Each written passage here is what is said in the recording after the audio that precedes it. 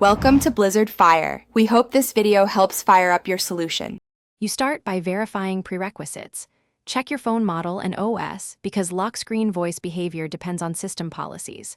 Once done, enable microphone and assistant permissions. Without them, the assistant can't listen on lock.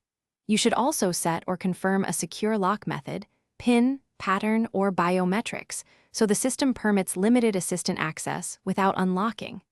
Make sure the assistant app itself is the default voice assistant, otherwise your requests won't route correctly to the feature you're enabling. Now go into Assistant or Voice settings and find the lock screen or voice unlock option. This is where the setting lives on most phones. You'll toggle Allow Access when locked, and then grant microphone, notification, and optionally location access. Once enabled, configure voice match or trusted voice so your device recognizes you and limits access to personal actions. Also specify what the assistant can show.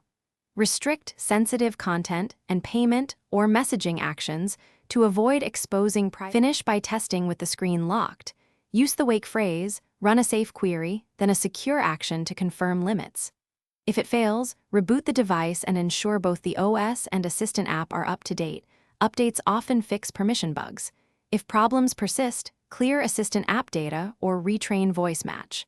Also check for enterprise or mobile device management restrictions that block lock screen voice. If nothing works, a factory reset is a last resort after backing up important data. Thanks for watching. If you found this helpful, don't forget to like and subscribe.